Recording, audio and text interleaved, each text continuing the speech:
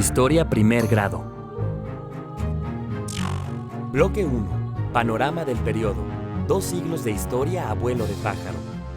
Entre la segunda mitad del siglo XVIII y la primera mitad del siglo XX, sucedieron importantes acontecimientos mundiales y transformaciones en todos los ámbitos de la actividad humana. Surgieron las características políticas, económicas, sociales y culturales que integraron a las sociedades y a las naciones que conocemos en la actualidad. En la segunda mitad del siglo XVIII surgió el liberalismo en Europa, una corriente política que defendía la libertad como un derecho, además del principio de igualdad entre las personas. En lo económico, el liberalismo defendía el derecho a la propiedad privada y a la libertad de comercio. El liberalismo fue impulsado por la burguesía, un grupo social que se oponía al sistema feudal, pues sus intereses se orientaban al individualismo y a la libertad económica.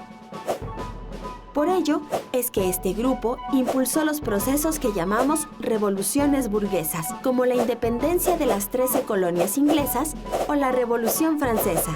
A principios del siglo XVIII, Inglaterra extraía materias primas de sus colonias en Asia. Por ejemplo, en la India, comenzó a elaborar manufacturas y a exportarlas al resto de Europa. La aparición de la máquina de vapor provocó un gran cambio que favoreció la producción. A este proceso se le conoce como Revolución Industrial y dio un fuerte impulso al comercio mundial. De esta manera, la burguesía se fortaleció y se esparció el capitalismo, un nuevo sistema económico que requería de materias primas a gran escala para elaborar más productos.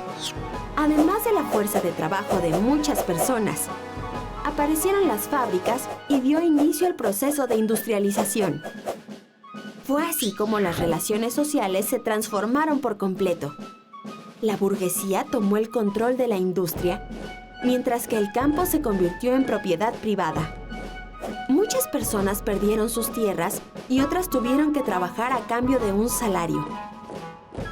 También surgió un nuevo grupo de trabajadores que laboraron en las fábricas, los obreros, quienes vivían hacinados, expuestos a la contaminación de las nuevas ciudades y con ello al cambio de vida y de relaciones con su familia.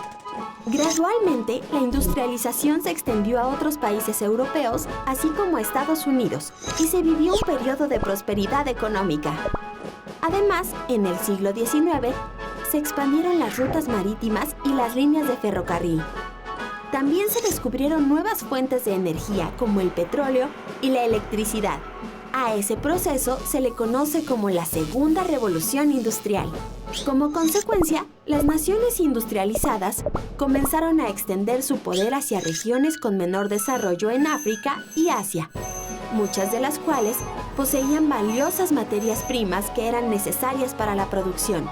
A esta etapa expansionista se le conoce como imperialismo.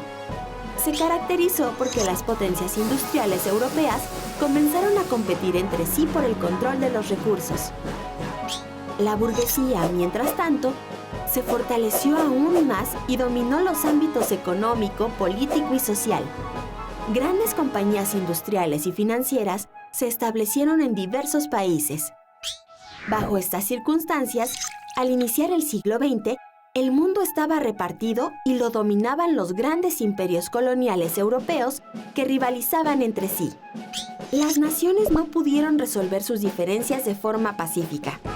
Así, los intereses económicos e imperialistas se convirtieron en un factor definitivo para que estallara la Primera Guerra Mundial en 1914.